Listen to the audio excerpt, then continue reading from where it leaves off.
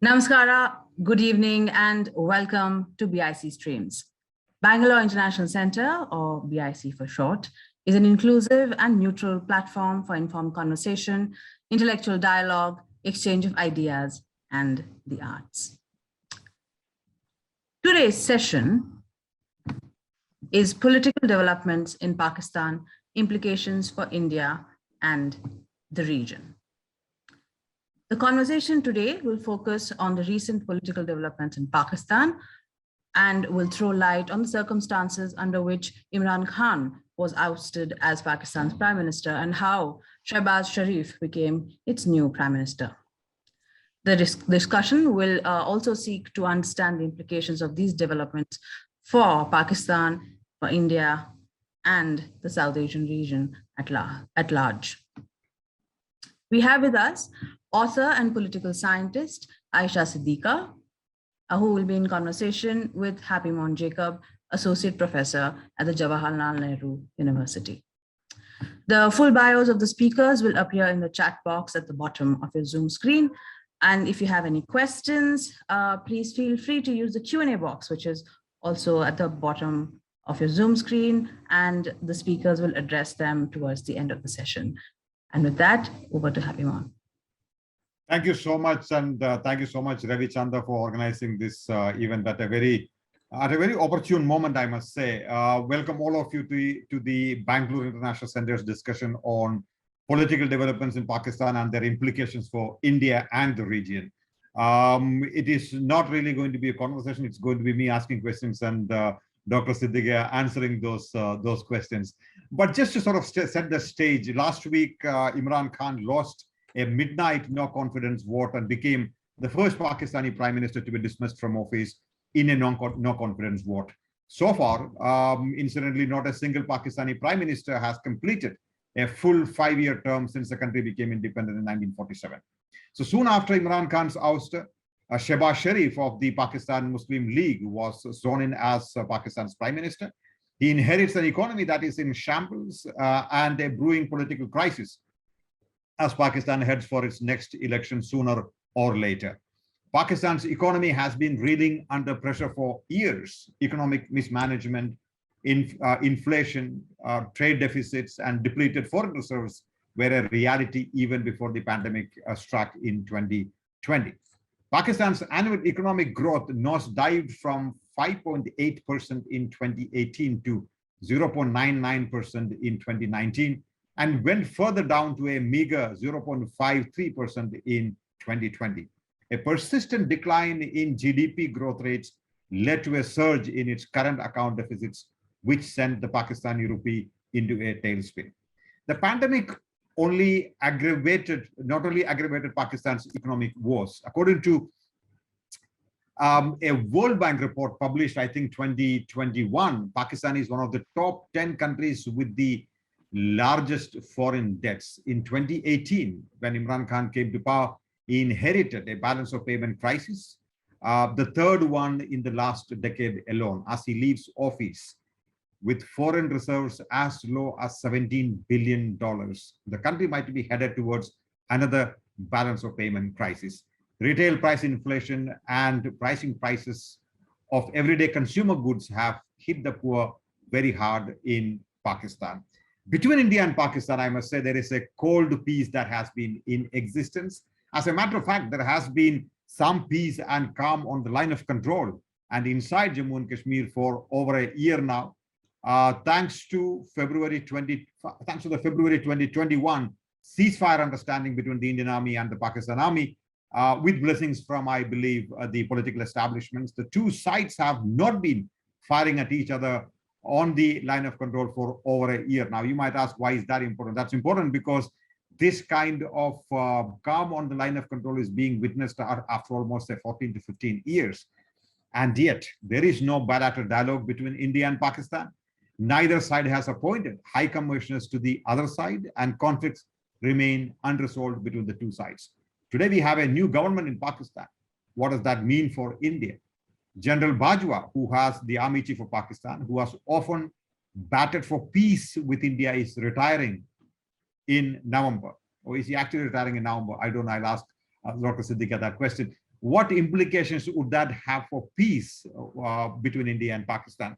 To discuss these developments in Pakistan and to understand its implications for India and the region, I have with me Dr. Ayesha Siddiqa. Dr. Siddiqa is a well-known Pakistani political scientist, political commentator, and an author. She is the author of the best-selling book entitled Military Inc. Inside Pakistan's Military Economy. Dr. Siddiqa, welcome. Good to have you on this conversation. Thank you, Happymon, and thank you for the Bangalore International Center, and thank you for really setting the scene. I mean, you really summarize the situation in Pakistan, its economy, and it will really push the conversation today. Dr. Siddiqa, let's sort of begin this conversation with Pakistan's political crisis itself.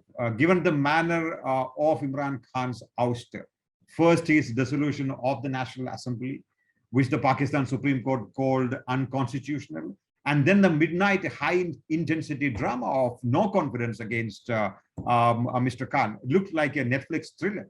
What does this mean for Pakistan's fragile democracy, in your opinion?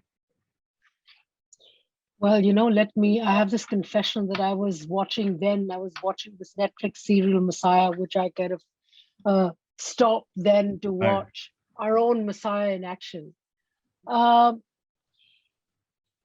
Now, what does it mean for democracy in Pakistan? I mean, at one level, there is a status quo. And the status quo is that, you know, the military continues to call the shots. When Imran Khan was there, you as somebody who keenly observes and writes on Pakistan, we kept on hearing about this term hybridity. Yeah. Now, while many of our friends are arguing that this is end of hybridity, I think it's not. It is still hybridity, but with a different face. The structural problems that weaken Pakistan democracy continue to be there, which is to some one, in fact, there are three issues. One, politically powerful military, which is keen to assert itself. Political parties, which are institutionally weak. The political structures are weak. And third, which for me is very important, is a political management which fails to understand and comprehend military as an institution. So what you saw happening with Imran Khan and the military, we keep hearing about economy being the main reason why he got pushed out. I have my doubts about it. I mean, because he was not entirely running the economy. I mean, at the end of the day, it was the military, the chief and everybody else, the ISI chief, who were running the economy. I mean, I've heard many instances in which international agreements were redrafted by the ISI chief. And so the military was very much involved in running the economy. So why put all the blame on him?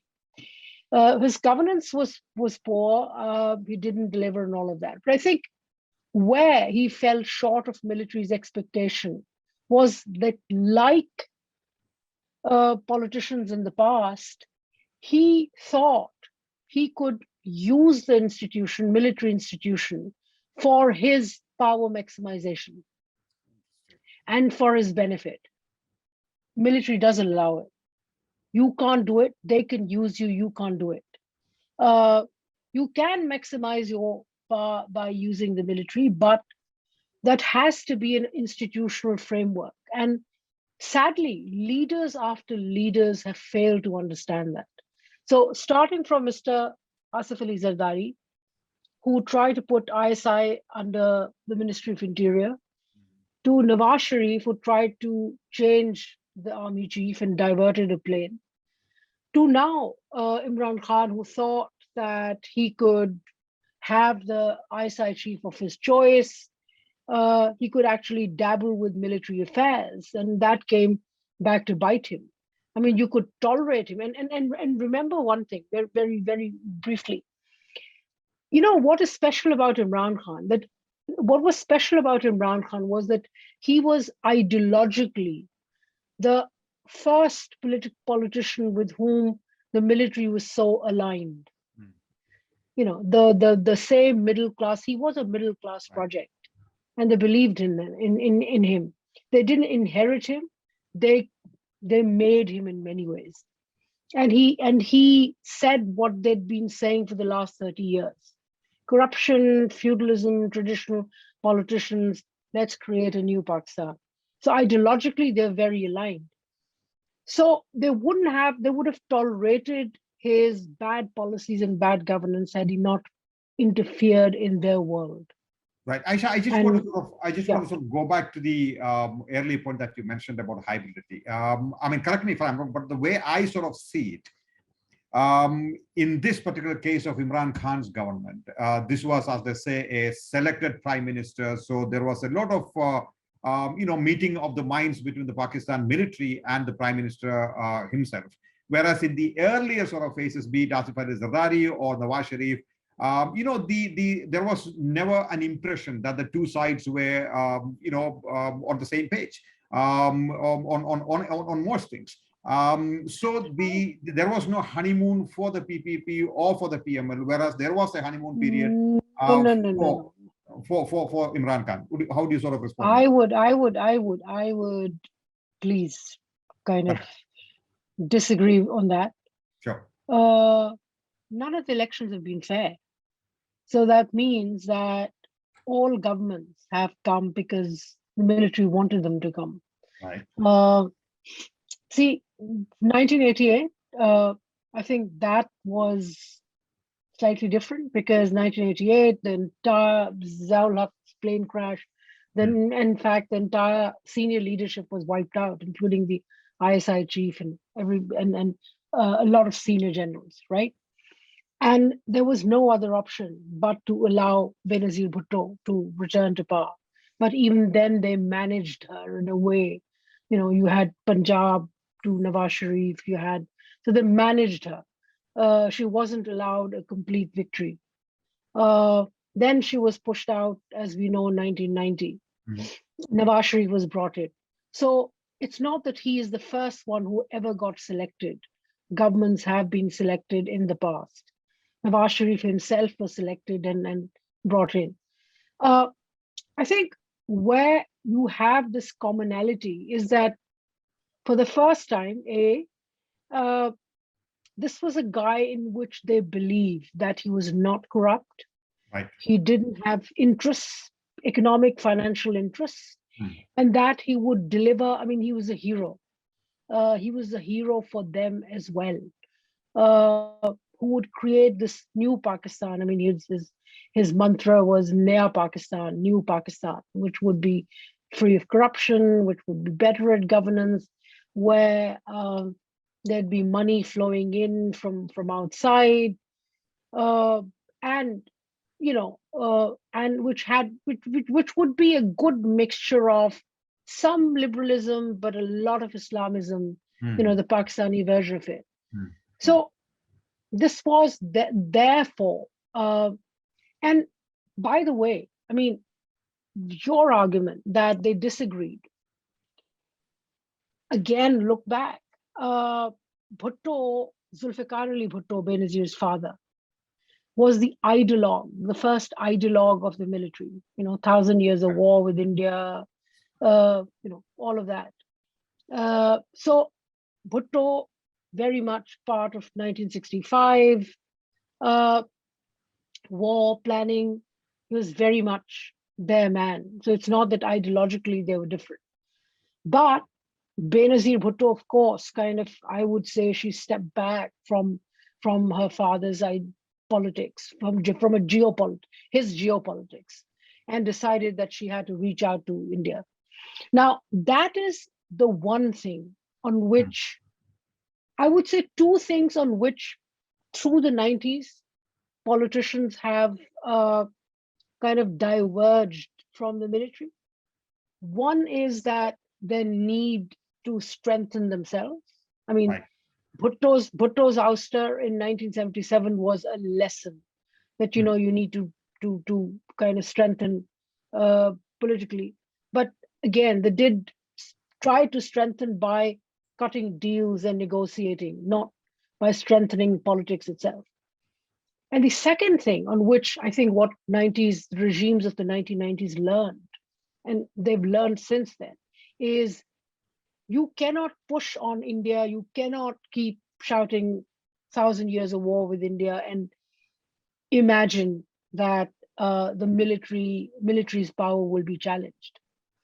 I mean, what recently Dr. Wasim has written in his fantastic seminal work, Conflict in Pakistan, Political Conflict in Pakistan, that in 1947, I mean, they understood for the first time, the politicians, that what Dr. Wasim writes, that in 47, Pakistan got out of India, but India didn't get out of Pakistan, right?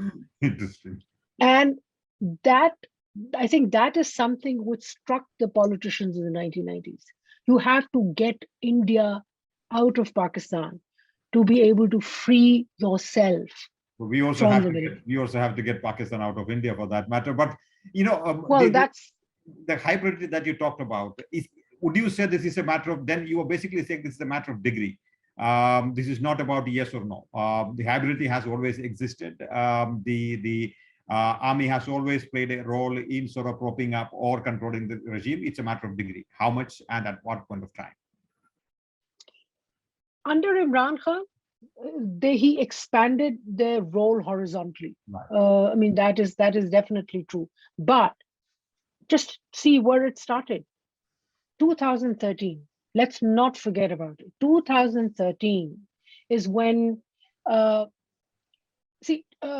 Charter of Democracy signed between Benazir Bhutto, late Benazir Bhutto, and Nawaz Sharif in 2007 in London.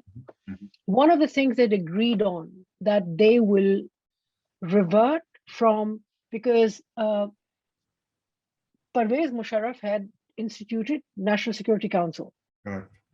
where service chiefs are full members of the National Security Council, of the decision-making body, right? So Charter of Democracy in 2007, they had agreed that they will step back from National Security Council and bring back the system of Cabinet Committee for Defense, which India also has, DCC. 2000, and People's Party government installed in 2008 followed that. DCC was ineffective, but it was there.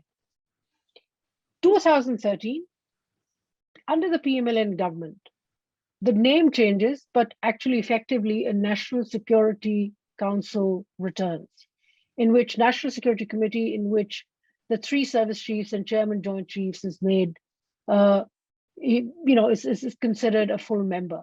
Right.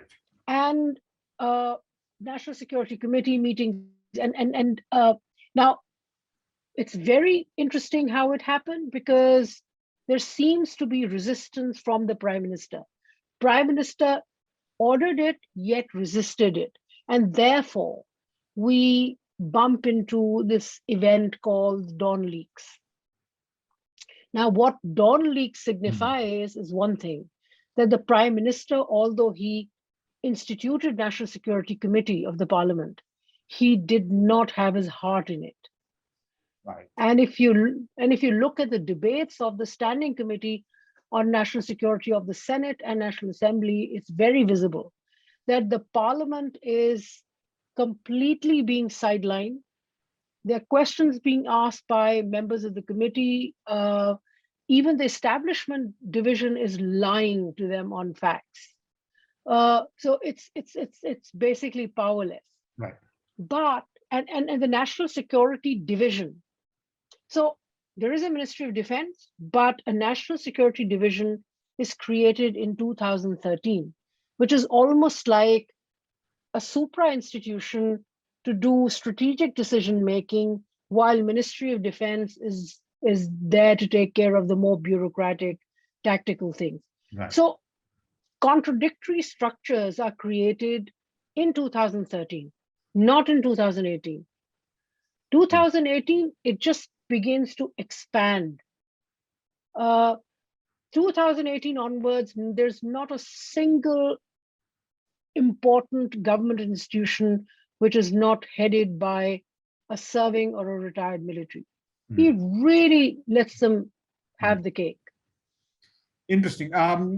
So let me come back to the question of Imran Khan himself. Is it game over for Imran Khan? Will he make a comeback? Going by the numbers of people attending his rallies in Pakistan, one gets the feeling that he is extremely popular even now. So should there be an election? Say there will be an election 2 years from now, but say this government does not continue for very long. This is, after all, coming together of contradictory ideologies and parties, as it were. So, if there is an election at some point of time, tomorrow, 2 years from now, will Imran Khan come back to power? Is that likely to happen? Is he that popular, or will the army sort of put a spanner in the works? All right. I think numerous things need to be looked at. Firstly, somebody asked me the other day, said, how do you compare Bhutto with Imran Khan? Because Bhutto also talked about a foreign conspiracy. Imran Khan also said, well, firstly, there is no comparison. That man was well read. This one, like Muhammad Ali Jinnah, has just read one book. Sadly, Muhammad Ali Jinnah himself was also not a fond reader. So the thing is that in this case, the one basic difference between Bhutto and why I even do this horrible thing of comparing the two men is because both are populist.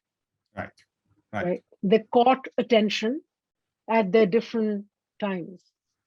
Now, why then I don't compare them beyond that both populist, end of comparison? It's because Bhutto managed to create structures. One of the at one time during the 70s, when we had the most laws, labor laws, higher defense reorganization, many other laws were created, institutional structures were created under Bhutto. Bhutto himself created the Pakistan People's Party, which, despite that, when Zia hung Bhutto, out of fear, there was a lot of repression. There was far more repression. And people couldn't come out. They did come out, people suffered, they were beaten back. And so it seems that there was silence. Yet, that structure was there for people to regroup and vote for his daughter and be there when she returned to Pakistan in 1986. This chap doesn't have it. PTI is a single man party. It's very cultist. It's populist, but it's also cultist. Just one man. He dies, it's gone. Disqualify him for 5 years. Does he have the structure to kind of keep pushing back life into it? The answer is no. Now, having said that, the ideal situation, there is an ideal situation and there is a less ideal situation. The ideal situation is that now the military also cooperates with Shehbaz Sharif and says, you do the governance, we'll take care of this fellow. So his disqualification happens on foreign funding case. If Zardari and Nawaz Sharif skeletons in a couple of or more skeletons in the cupboard, this man, he's got dozens, right? You start pulling them out, story after story. From the point when the military said, we didn't agree with that there was a conspiracy, foreign conspiracy. So, come out, then there are stories coming about that how, the state presents that he received as a prime minister, he bought them, sold them, etc., etc. More stories. I believe they have to be quick and smooth. If they're not, he benefits. Exactly. So the less ideal situation, which right now is where we stand. We see a lot of people coming out for him. Look, man, 220 million people. Every party can get people out on the streets. It's not that they can't. The only difference with his followers is that these are, he's a failed middle class project. It's the urban, small town, even small town. When I say urban, it's even small Aspirational. town, Yeah. right? Aspirational middle class, Yeah. which looked at him, which was tired. And I think what people don't understand, a lot of us who comment on Pakistan's politics don't understand that the demographic shifts, it's perhaps for the same reason that people vote for Modi and not for Congress.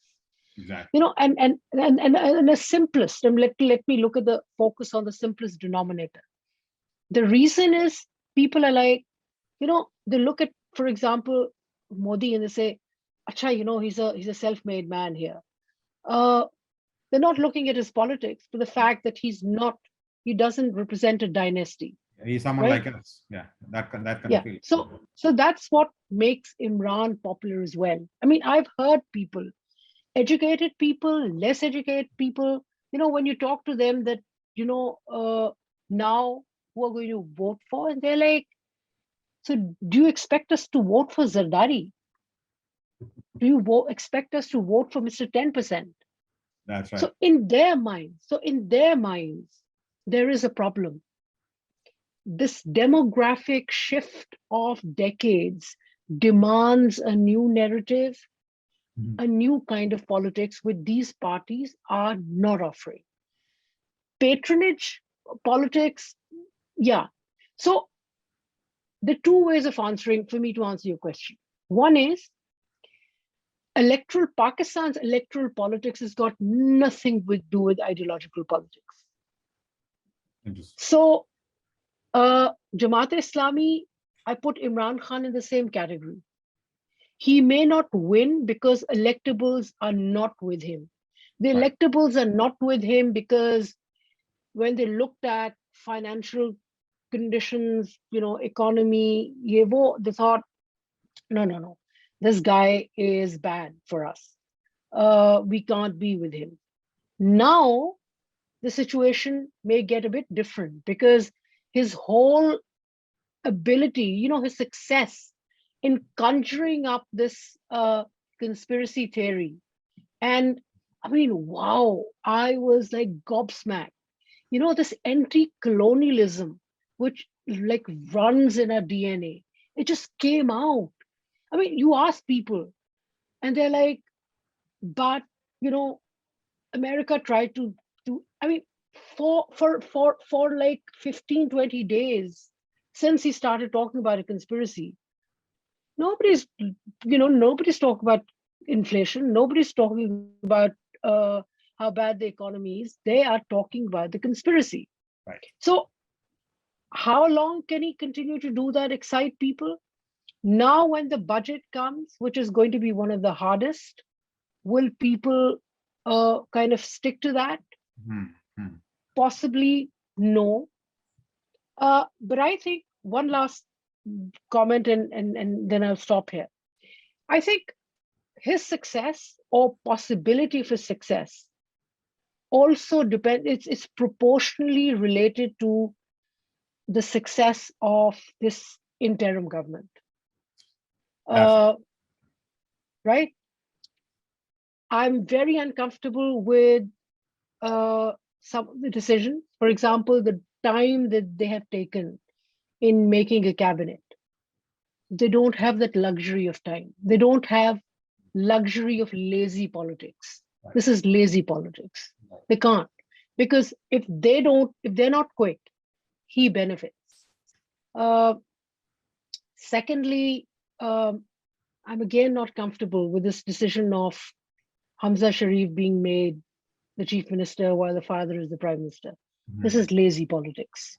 Yeah. It benefits Imran. It kind of puts life into his message. So right now, I think if they manage to, as far as electoral politics is concerned, I don't see him winning unless these guys really mess up. But in any case, as you said, Ayesha, at the end of the day, it is not really only the electoral politics that is going to matter. There are other factors too. Yeah. Let's talk about some of the other factors. I mean, what is the army going to do in the meantime? We sitting in India, we don't quite understand the mechanics of it. How does the army in Pakistan influence politics or elections? What role did they actually play in getting Imran out of the prime minister's office? For instance, I mean, we were looking at the manner in which the Netflix thriller was playing out. It looked quite organic. It looked quite natural, normal. I mean, politics in India is also quite chaotic in that sense. We didn't think there was anything amiss in that, but there clearly was the elephant in the room. How do you sort of try and explain to our viewers as to how does that institution play a role or played a role in the sort of recent ouster of Imran Khan? How do they do it? It's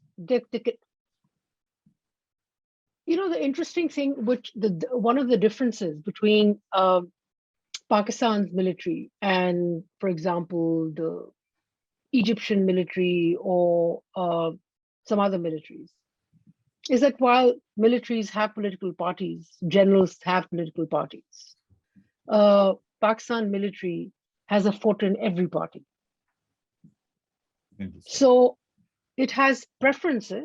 Like in 1971, for example, it wanted Jamaat-e-Islami to win. And that was its assessment and completely lost out. And I think what they've gradually learned over years is that instead of predicting that, this will win or that will win, whoever wins, let them play this game. And I think they have been perfecting it. I mean, for example, they do pre-poll rigging. They are involved in it. They will kind of manage a few on election day. They will manage a few seats here and there, wherever they want to put their weight. But largely, they will say, you play the game. But after you have played the game, whoever is the winner is mine. That is right. They will have to learn to play with me, because I am the one, at the end of the day, the elephant in the room, and I can kick anything and everything. So, and they're not just in political parties, they're in all institutions. They are in the bureaucracy. I mean, for example, to give you an example, when was it? I think it was under General Rahil Sharif that a batch of 80 plus military officers were inducted from Balochistan, not Baloch, but from Balochistan. The announcement was that, if you want to serve in Balochistan, because the civilian bureaucrats, they were scared, life threats, etc., etc.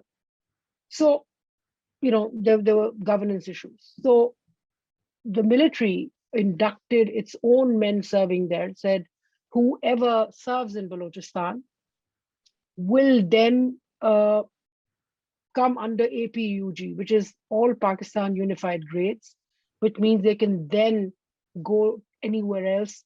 So in this case, the conditionality was you serve there for 10 years, and then you can go anywhere in Pakistan. Now, a lot of them, of course, are from Punjab, from other provinces, Sindh, and where do you think they're going to return? They're going to return to their own provinces, back to the provinces.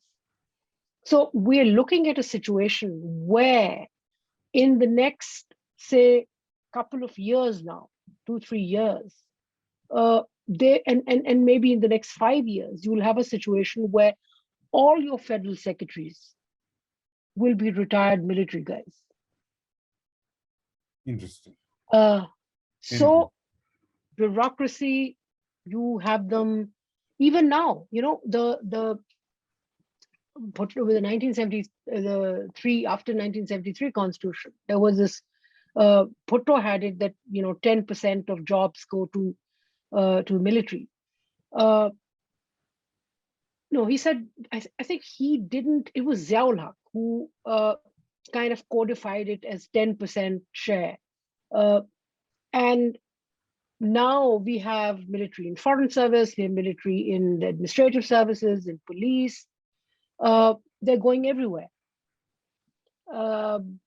They're even coming, couple of them are even coming every year on Shivning scholarships and serving guys. Who keep an eye on other Shivning scholars.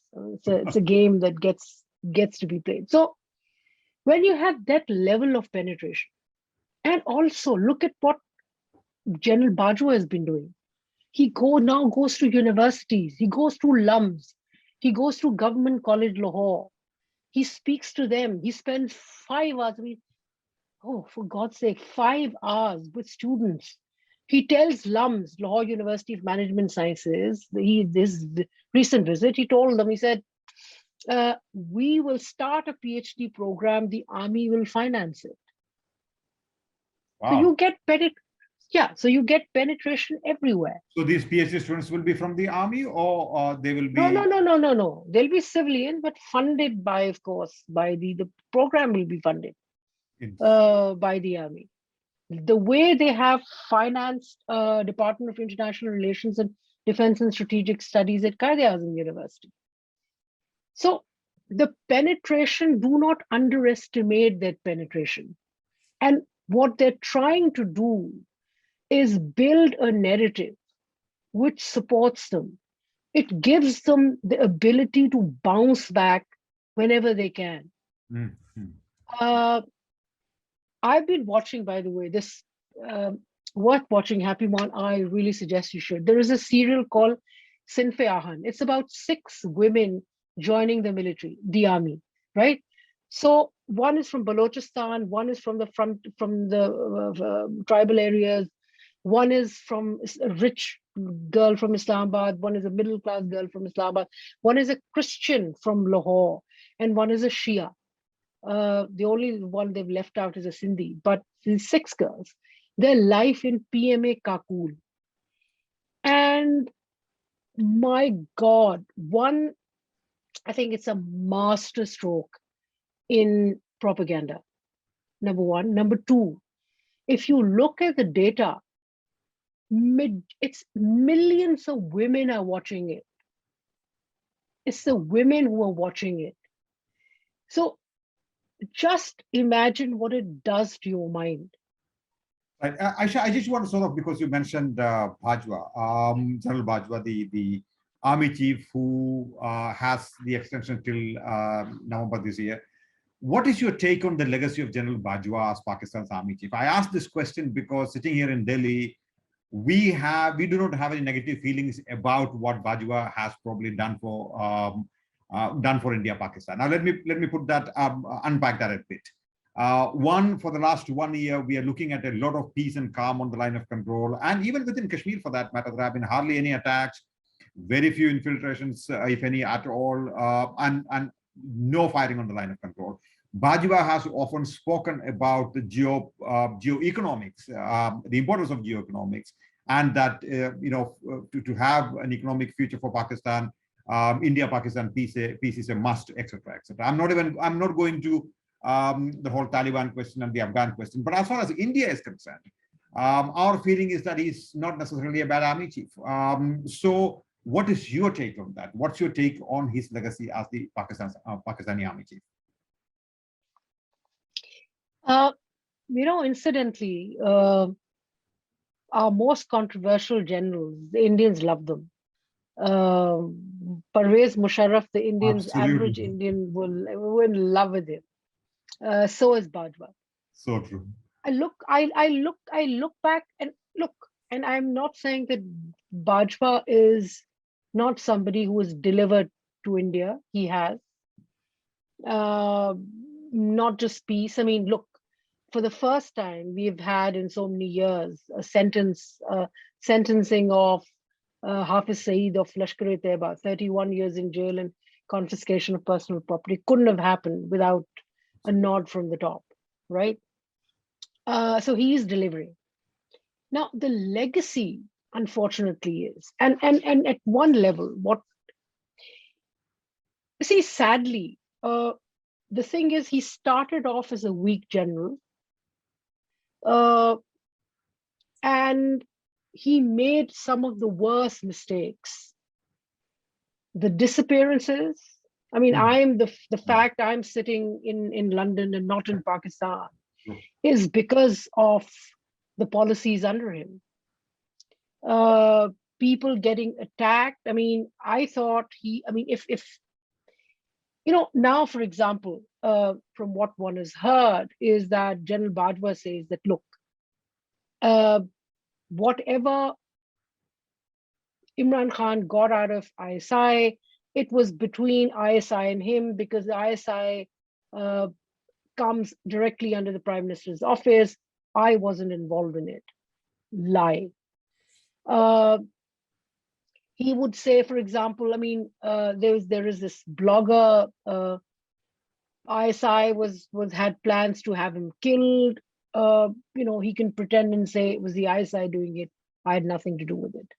All right, let's imagine for a minute that is the case. That means that he was a weak chief who didn't have a handle on things. Under him, his ISPR really went after people. Under him, the ISPR completely destroyed the military's relationship with the army, which he's now trying to build. Look, Happymon, I mean, Pakistan, as I grew up in Pakistan, there was not a day, not a decade when one would say Pakistan was never in trouble. Always one trouble, economy, nothing, this or that. Yet, Pakistan was a country which definitely had far more freedom in many ways to speak. People have stood up, people have fought for the liberties, people have, stood up for freedom of speech. Exactly. Under Bajwa, Pakistan was turned into, Modi's India. And I absolutely hate it. We could criticize, as people who, wrote about Pakistan, who worked on Pakistan, we could criticize the military. We criticized the military and sat inside Pakistan. We were pushed out under Rahil Sharif and General Bajwa. He completely destroyed, for example, the larger security community, which had multiple people, different, and I think, I remember as I grew through my academic career, that one of the problems that the Pakistani military always had was that, Indians are always on the same page. You guys are not. And we would try to explain to them that, look, they can be, but we have a different issue, because we have a different issue with you guys. And and also, consider us lucky that we can have multiple lenses. It's not that we are less of Pakistanis. We like to see things a bit differently. And let's have a conversation on that. The point I'm trying to tell you is that we could have a conversation sitting in Pakistan. That completely was destroyed. Now he's trying to, on his tail end, when he's trying to build things. Now he's trying to apparently meet Hussain Haqqani. He's trying to connect with people. But he destroyed it in the first place. I think. Yeah. But one last thing. Right. If you were to ask me, he's somebody he's in some ways like Musharraf, very problematic, but who learned on job. Look what Musharraf did. Musharraf did Kargil, destroyed Lahore Declaration, did Kargil, went back to the negotiation table and came up with this fantastic Musharraf formula. Absolutely. Right? Absolutely. He is in the same, he's in that way similar. He destroyed things, but learned because of FATF, because of the pressure of Financial Action Task Force, and I would say Pakistan's economic reality, it hit him. And of course, 18th Amendment played a great part. You know what Nawaz Sharif was trying to tell him during his third term was that, look, we can give you everything. Allow us to increase the size of the pie. It's after removing, and I thought it was a perfect moment. It was Nawaz was trying to bring that paradigm shift. Pakistan was engaged with CPEC, but was also equally, with equal force, engaged in a conversation with India. And had we managed it then, it would have given Pakistan that balance at that time. Right. It had, it would have evolved Pakistan stakes. Now we're on our feet and right. begging. Right. Ayesha, I get your point that Bajwa may have been looking at it from outside, at least certainly from India. Bajwa may have been, following policies that are not necessarily antithetical to India-Pakistan relations, but domestically, he has had his moments, and what his track record is not something that is praiseworthy. I get that. But I mean, just cutting to the Imran Khan statement about, the Americans are trying to have a regime change in Pakistan, conspiracy against him, all of that. And he was so in some ways, having a pro-Russia tilt in some ways. I mean, in the ongoing war, Russian war in Ukraine.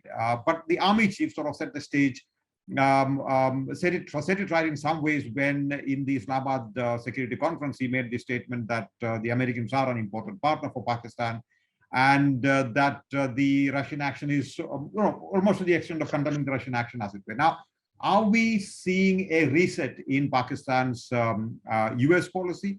Has Pakistan too much of, say, China? And does Pakistan want to sort of now shift its focus towards the West and the United States?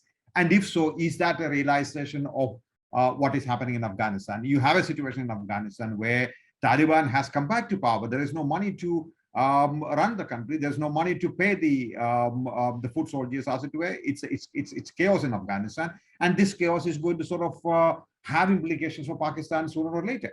So is there a rethink happening within the Pakistani establishment about the United States, about Afghanistan, about China, as it were? And will the new government, in your opinion, led by Shehbaz Sharif, continue that policy, if I sort of, paraphrase correctly? I don't firstly think that Imran Khan was on a solo flight to Russia.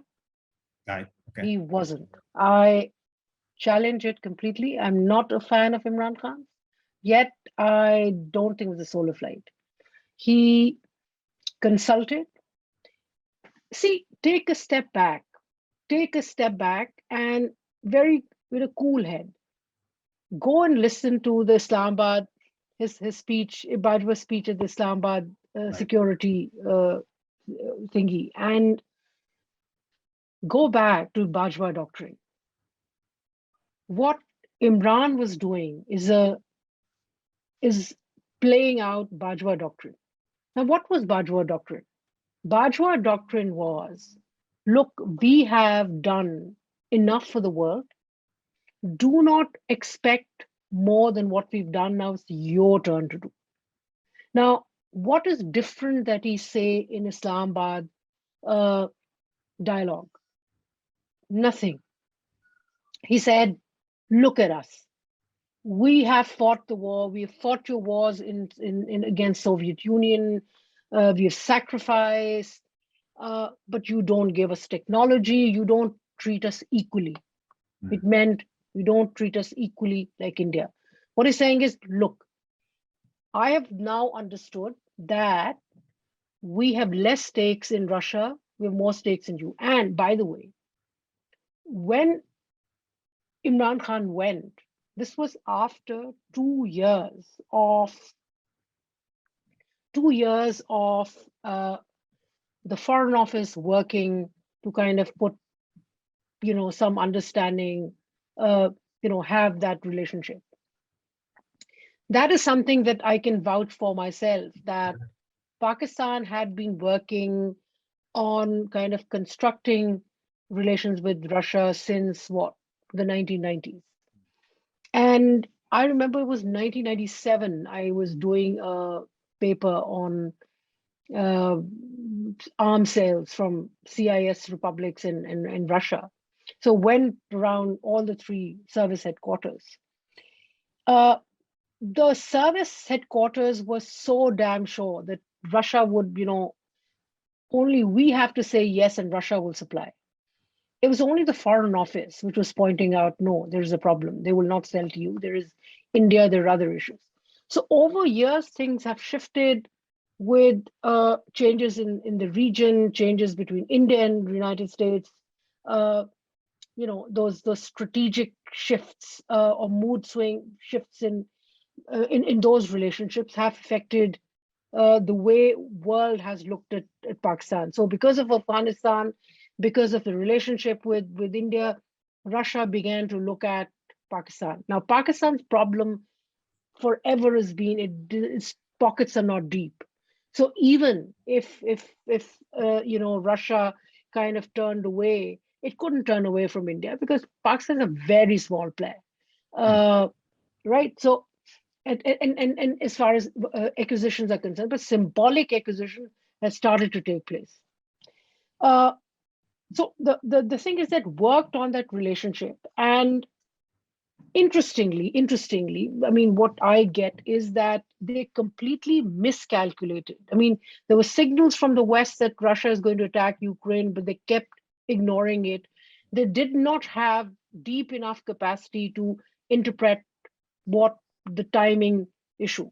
And so my thing is, Imran didn't go alone.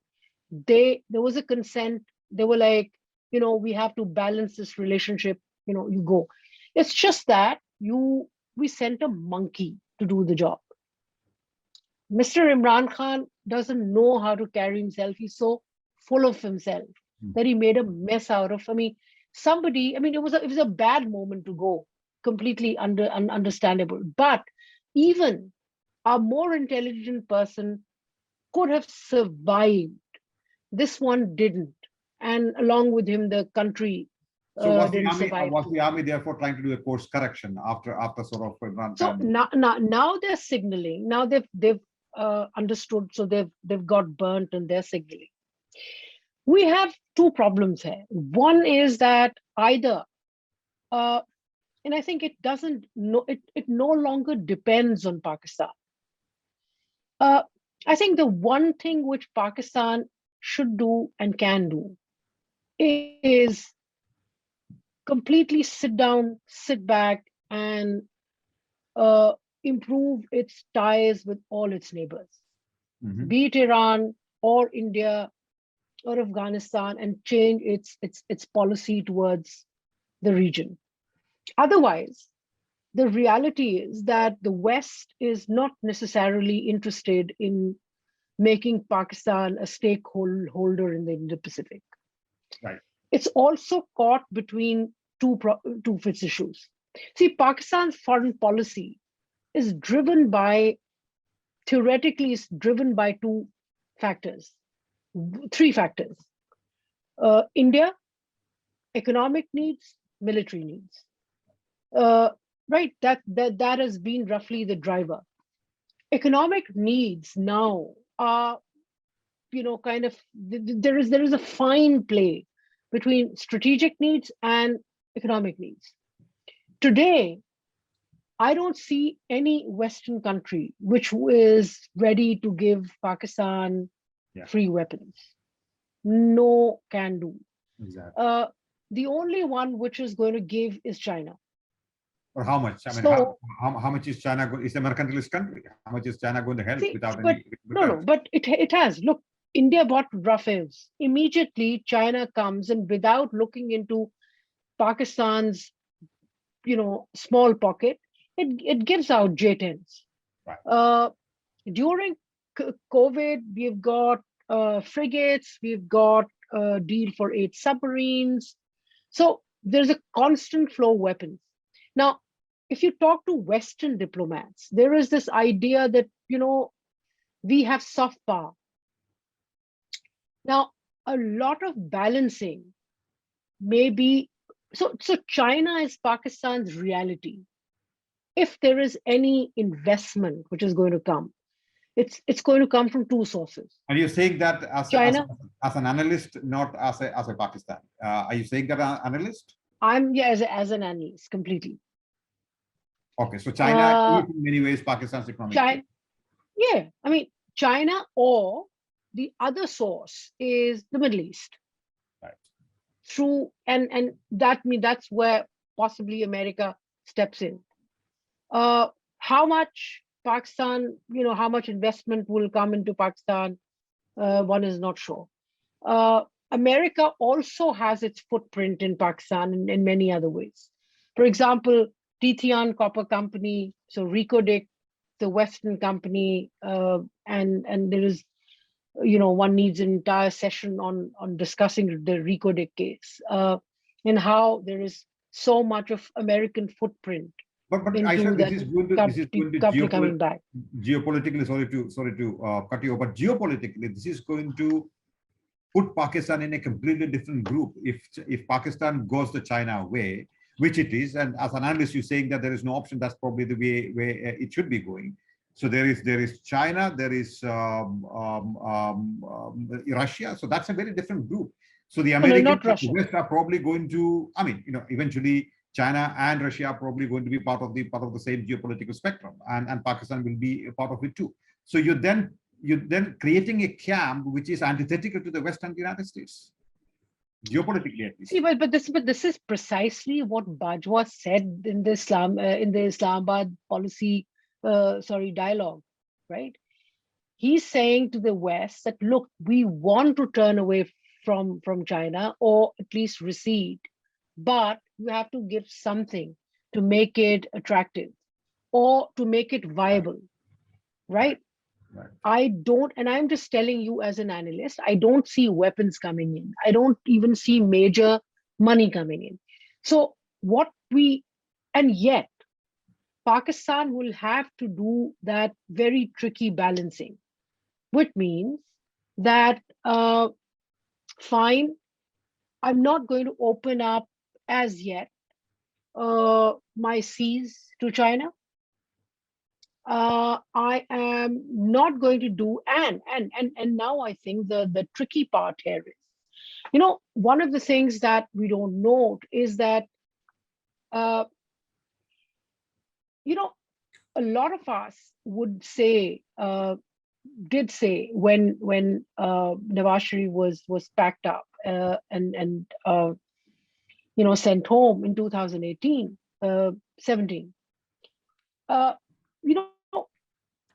A lot of us would said then that it's basically a difference on between the army and Nawaz Sharif on army's share. I don't think that was the case. It wasn't just a share issue. It was, yes, a control issue, but also with control. There was also this apprehension that, and I think that is an apprehension which the army had with Nawaz Sharif on India, but also an apprehension on China, that he was opening up Pakistan to China so much that Pakistan would turn into a Sri Lanka, right? And which they didn't want to happen. Right. So what I'm trying to tell you is that I think between the top civilian leadership and the military leadership, there isn't that sufficient dialogue to bridge the gaps and have this understanding that, what should be the bare the minimal that, protection that is required. So for instance, all the Chinese projects in Pakistan, including Punjab, in particular, there was no taxation. So the revenue department would keep shouting, the bureaucrats kept telling Nawaz Sharif, look, how are we going to pay back? if you're not taxing them. Right. Now, that was a facility that was provided. Military, on the other hand, was, for example, Chinese said we want to position our troops here, anywhere there are Chinese projects for security of, Chinese workers. Pakistan Army said, no, we are going to raise a CPEC security force, right? So dealing with China itself is not easy. I'm not suggesting here for a minute that there is a willing, that they will willingly go towards becoming part of this grouping. Yet, the reality is that it's only China which has this ability and ability and maybe the intent to pour money into Pakistan, and that will affect. I mean, the end of the day, I mean, where are Western weapons? Nowhere. In 20 years, in the last 20 years, all of the three services of Pakistan Armed Forces have become entirely Chinese. Right. There is very little Western equipment.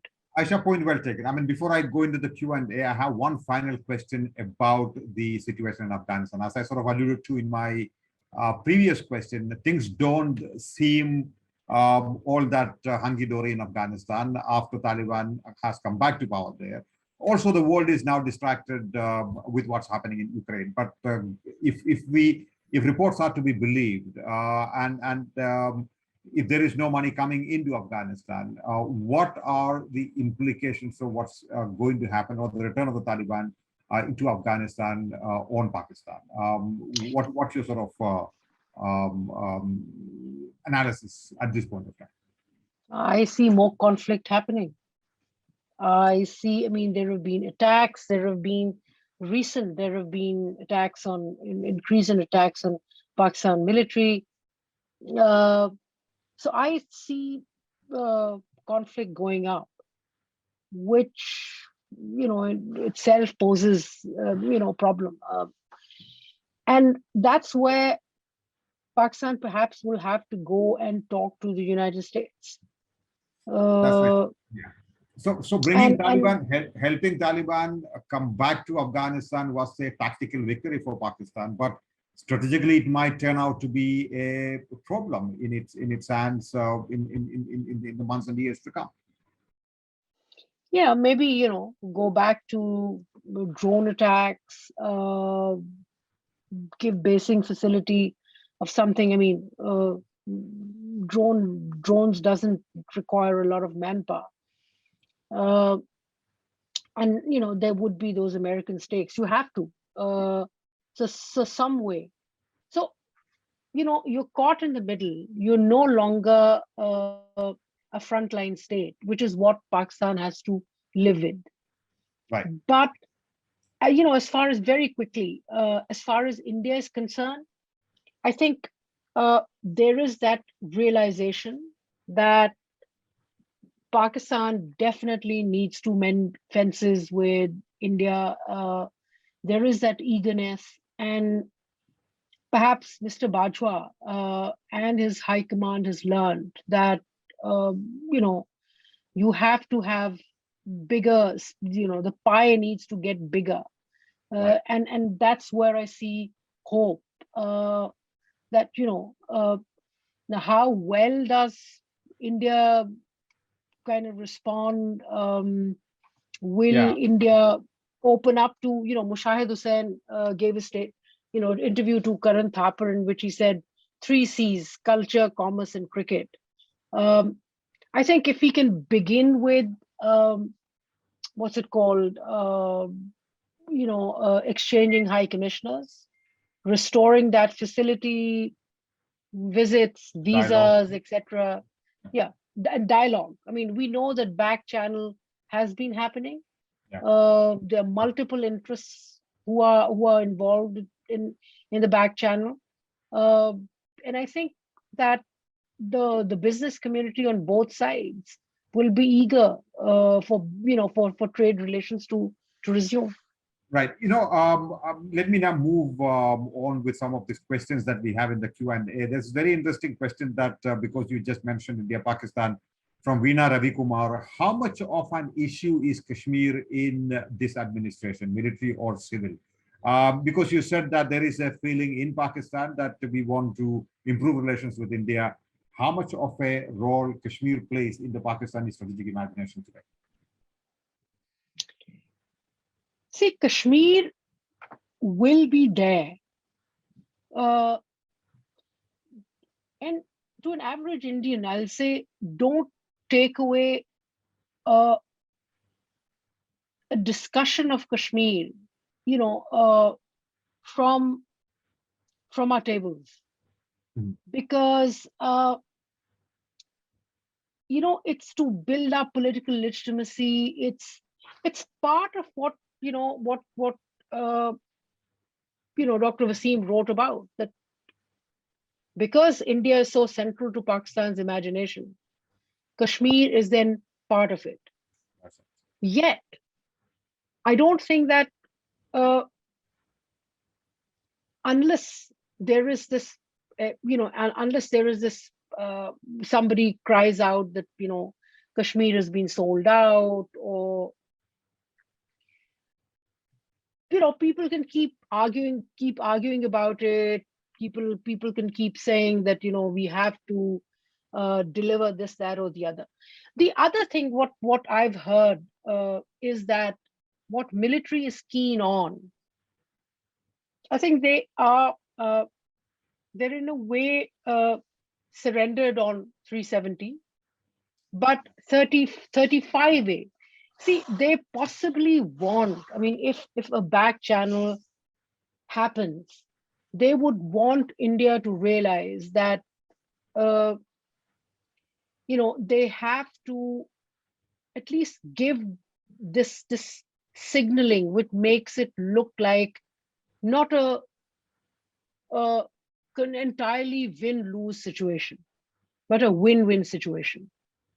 I mean, I would argue that, look, Pakistan, India are two countries where moments occur when peace can be negotiated and pushed through. And when those moments are gone, then it's either unstable, or and increasingly it's been like we're jumping from one instability to the other. I don't see any I don't see possibly any terror attacks happening, because terror attacks is not just India, Pakistan anymore. It's also about Pakistan's economic future. So it's become unaffordable for Pakistan to do terror attacks anymore. But what can definitely happen is, that instability, not talking on Afghanistan, not talking on this, not talking on the other. Here is a moment which can be captured. I hope leadership on both sides understand that this is not an ego issue. This is about future of a region. We can either get stuck here forever and be miserable, or actually, have a more normal relationship and move on. Thank you, Ayesha. There's this question from Gaurav Biltaria. It says some sort of bloc formation within the military establishment, one led by Faiz Hamid, with anti-America, pro-Taliban, pro-Beijing dispositions, and another led by General Bajwa, hailing from landed gentry, having interest in the West. I mean, it's quite impossible for us, very difficult for us to sort of imagine such kind of a bloc formation within the Pakistan army. But what's your sort of take on this particular question? See, there isn't a bloc, but what has happened is that there has been a divide within. I mean, it's so funny the way it played out in the last 1 month. People, familiar faces, who have been very close to the establishment, names that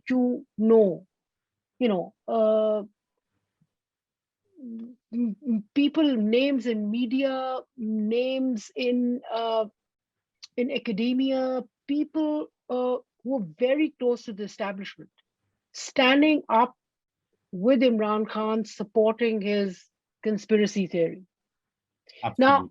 Yeah. I would argue that this in itself indicates, number one, that there was a division uh, internally within the establishment. Secondly, what is interesting is that now there is far more accessibility into military circles because of WhatsApp, because of social media, etc. I mean, Air Force families, Army families, so pro Imran Khan because ideologically they were so aligned. One had never seen that kind of a thing before. Uh, so I don't smell, and I think, and here is, I think, a catch for General Bajwa. I mean, if there is more rumbling, what had been happening here is that the more people talk about criticize the army, the civilians at least, the, a lot of criticism was going towards the army via General Bajwa. So it's General Bajwa's interest in extension, and therefore, uh, that and I suppose that in a way, where Imran had this tiny victory when Bajwa kind of announced early on. Now, I've heard that, Bajwa never wanted an extension, but we were made to think that he wanted an extension. But the fact that in April, ISP came up and very formally said, no, no, he's not getting any extension. It's almost like a small victory, a pushback by Imran to General Bajwa. Interesting. And I think that is one other thing which people who look at India-Pakistan politics need to think very carefully about. Will this translate into what would it mean for any back channel or any negotiations between India and Pakistan? Because Imran Khan is going to shout out loud that, look, didn't I say they were all conspiring to settle Kashmir? And because that is something which is definitely going to be thrown up. But I think so. There have been there block. I'm not sure that there is a block, but definitely there is far greater tension within the institution than ever before, and that is a fact. And and I think there has been that, and because of the position that was taken on Imran Khan, there has been that one gets a sense of weakening of the institution itself. Right. Aisha, there's a very interesting question from Jyoti Patra. And this is something that I have been sort of arguing myself. With India's focus shifting to China on the LAC and Pakistan focused on itself economically and otherwise, and Afghanistan, because of the Taliban in August last year, this leaves space for dovish stands on both sides. How do we consolidate and expand this space? Or is it better to leave it untinkered? I think that's a very interesting question about what may have caused the current calm on the LOC and between the two sides. I think, when I said earlier that this is a moment for peace again, where we could talk about peace, I'm also conscious of the fact that this is a very small window. And Happymon, I mean, I couldn't,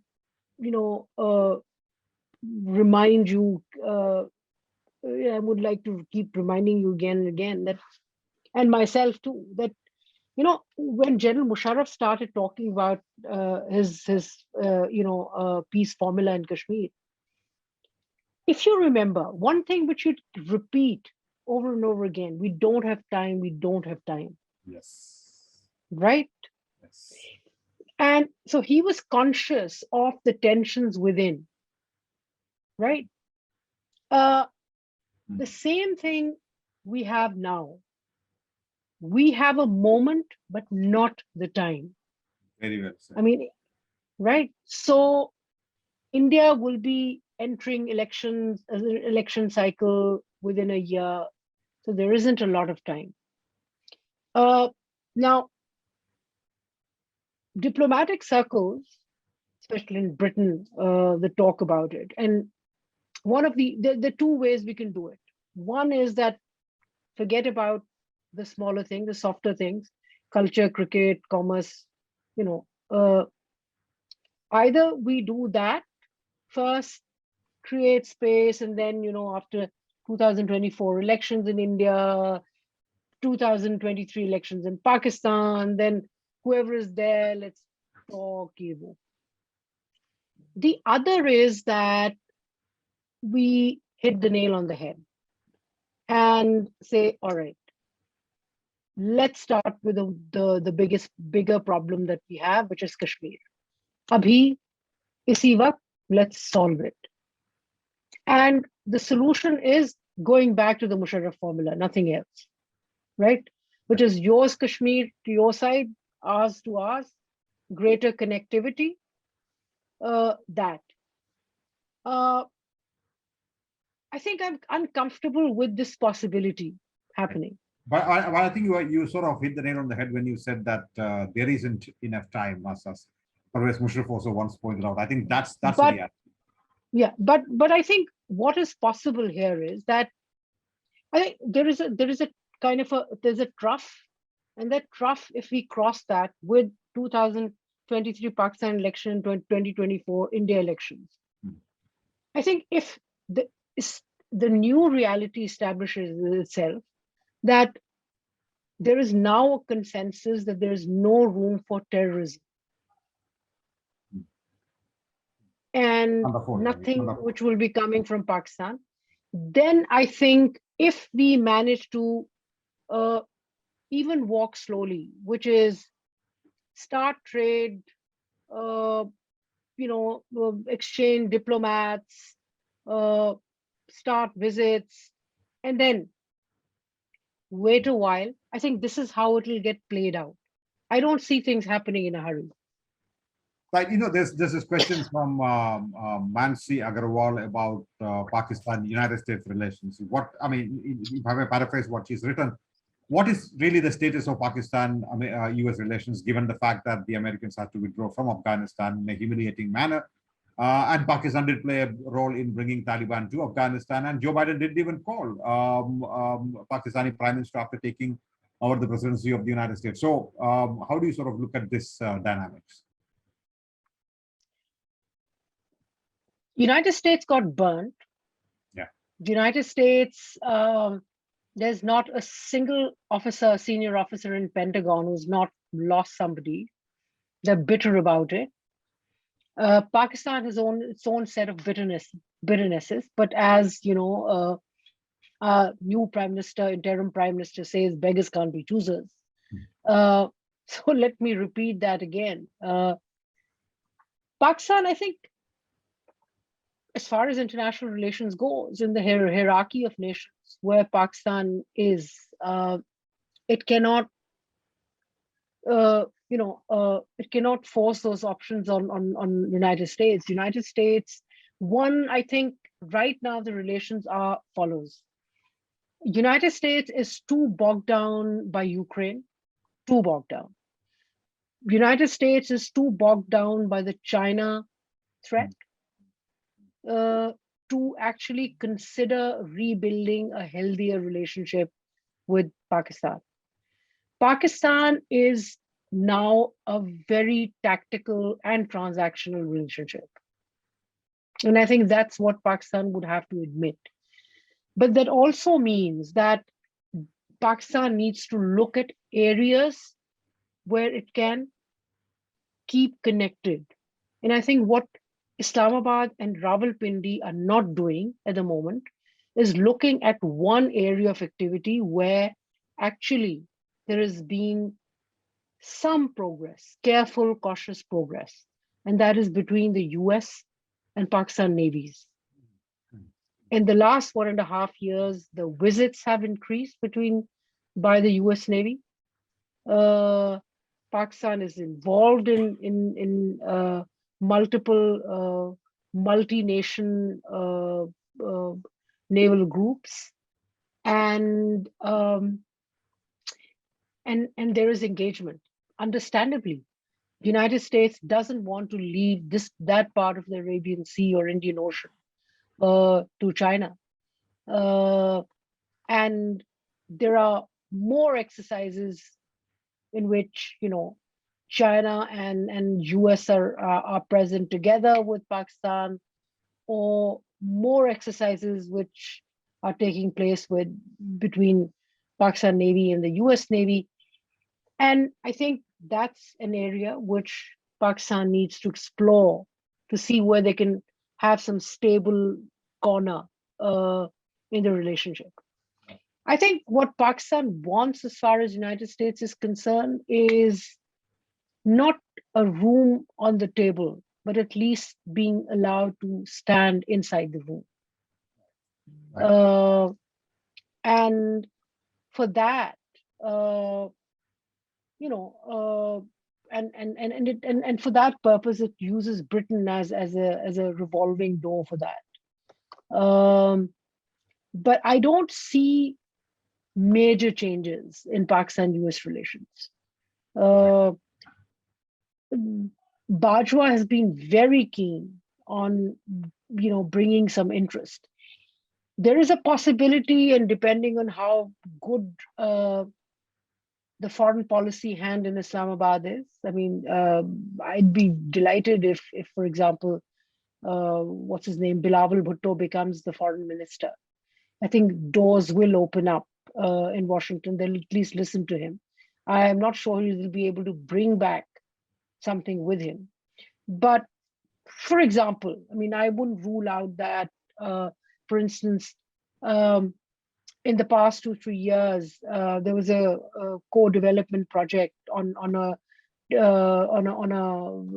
attack helicopter with Turkey, Pakistan, Turkey, which used American components, and America blocked that.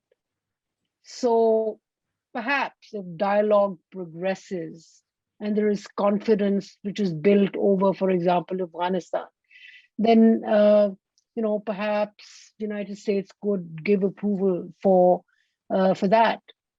But also, if generally the other thing which I'm sure United States would like Pakistan to do is, invest in peace with India. Right. Ayesha, on that question, there is this question by Zaki Masar. If I may paraphrase his question, essentially it boils down to this. I mean, you also mentioned earlier on that Pakistan is getting closer to China and will continue to be close to China for a variety of reasons, economic and military. But India views China as a major challenge and a threat in the neighborhood. So will China actively hamper a harmonious relationship with India and Pakistan? Or how will the China factor play out in the India-Pakistan sort of relationship?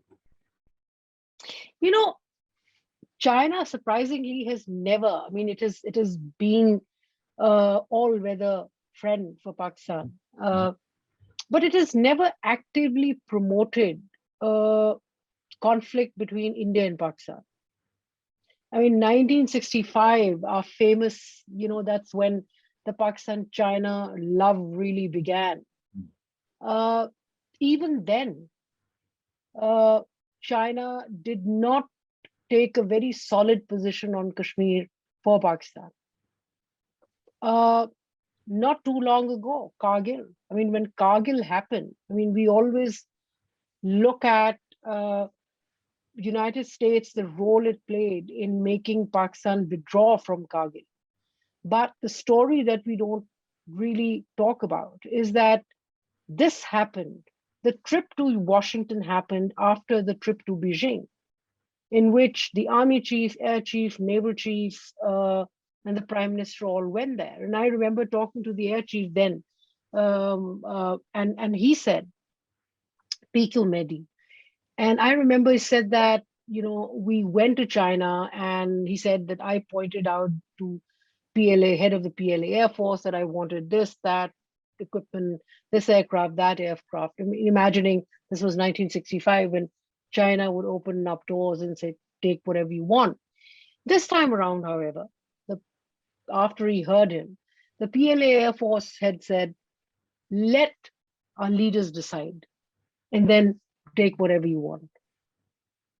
So basically, it was a no.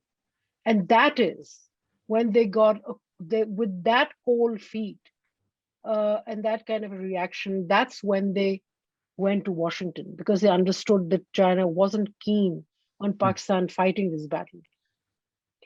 I think it's also important to understand that when India China conflict was just taking place, Pakistan stepped away, stayed away.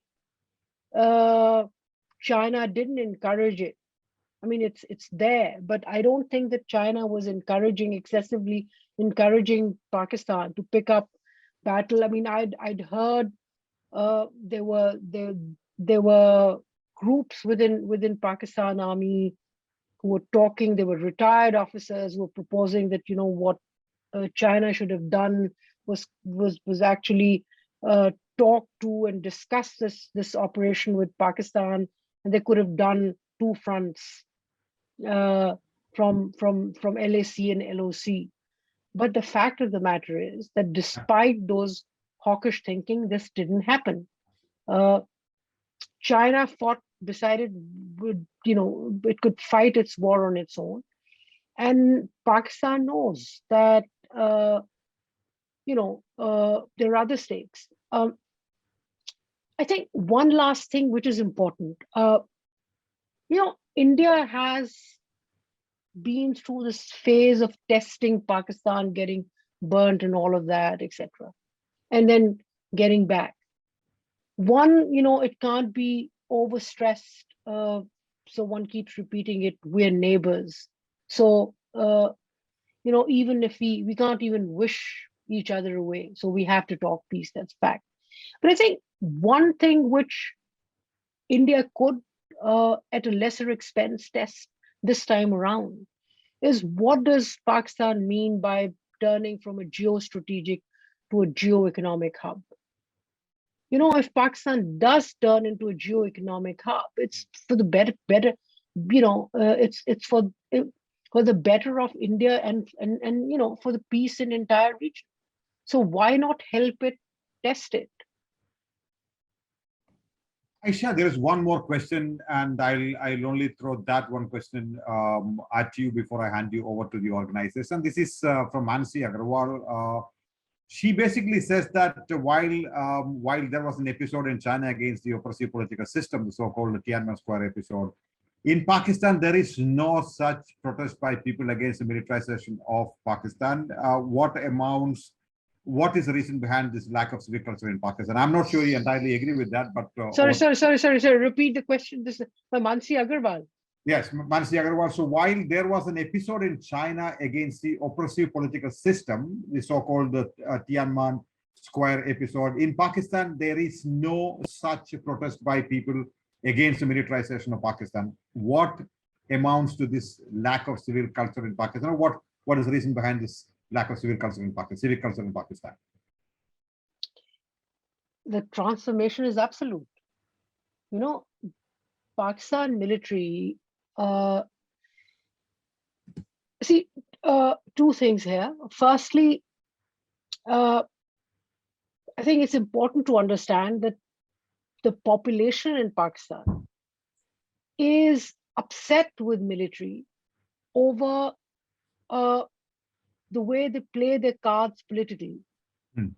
So very recently, pushing one government out, pushing the other out, that has been going on. But they're not, in Punjab, for instance, they're not against the military. So there is no movement against the military. On top of that, what I laid out earlier in our conversation, they have very systematically and strategically turned themselves. Pakistan military is no longer just a state actor; it's a societal actor as well. It's the biggest player. Uh, it makes plays, it makes films. It catches our imagination. It's penetrated our political parties. It's penetrated our NGOs. There's not a single think tank in Islamabad which is either not headed by the military or influenced by them. So when the societal discourse is so dominated, where the hell are you going to find a rebellion on the streets? So that the rebellion that you or the discomfort that you have is very tactical. The other thing, I mean, let me very quickly, if Happymon, you allow me to, the way they're transforming the society. For example, they've increased the number of intake, officer and soldier intake from smaller provinces. So now I think it's about 11% or something, or 14% from Sindh. Now it's interesting that they are getting people or young officers, soldiers from certain districts in Sindh, Jacobabad, Dadu, Nawab Shah, that very tough areas. So what happens is that they recruit, train, post them back there. So just imagine, I mean, in an area where you have had no intellectual, social transformation, feudal, province, there, a chap, who couldn't even sit at the same level with a Sardar, with a feudal. Today, his parents are chauffeured to the CMH, nearest CMH whenever they have to, by and taken by an attendant, treated very nicely. And this guy gets posted back into his own area. I mean, the strategic transformation.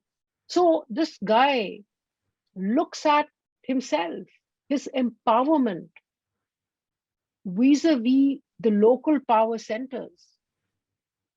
That is, I think, that transformation they're managing.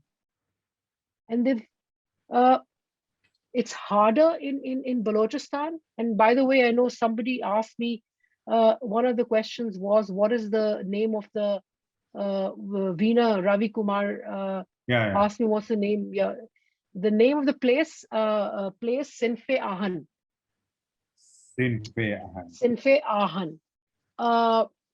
And so the thing is that transformation that is happening, they're actually pushing it, doing it. So nobody would stand out. Right. Ayesha, before you go, we have a question from Anand Arni, and I can't let you go without repeating his question to you. With Pakistan keen on rebuilding its relations with the United States, what happens to Afghanistan and the script which Faiz Hamid is said to have upended? Well, as far as Faiz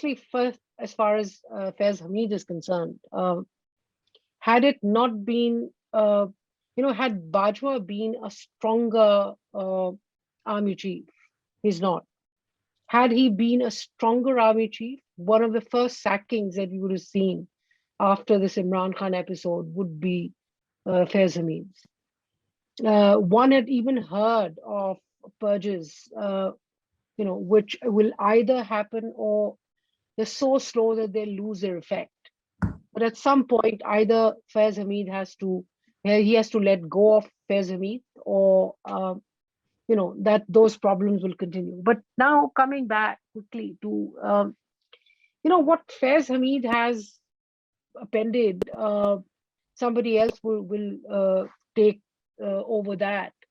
But I think with this kind of situation that you have in Afghanistan, Pakistan has landed itself with a problem. they are getting pushed by the Taliban and the TTP. There are attacks on the army. And I think at that situation, if a conversation is opened up, if the door is opened up via the new government, I think one of the things which the army will be discussing is Afghanistan. And I think in Afghanistan, where they would also want some management of the Taliban, but at of the nature that I think there is another problem that we have there, which is that United States may not be willing to return, but have a tactical re-entry by through, as I mentioned earlier, maybe use of greater drones. I see more conflict returning to Afghanistan. If Ayesha, that answers your question. right. Ayesha, this has been a fantastic conversation, very edifying, intellectually stimulating. I learned myself a great deal from this 1.5 hour conversation. Thank you so much for doing this for us. With that, I will hand you over back to the organizers for their time with you. This was an absolutely riveting conversation. Thank you, Ayesha, for this transparent, wide-ranging, refreshingly clear-eyed and insightful primer on the seemingly opaque and inaccessible situation, at least to the layperson in our neighborhood. Thank you, Happymon, for leading us through with such clarity. We look forward to more such fantastic conversations from both of you, in fact. And thank you, audiences, for staying through and for all those needling questions. All I have to say now is good night and see you next time at the next BIC session. Good night and thank you. Thank you. Bye-bye.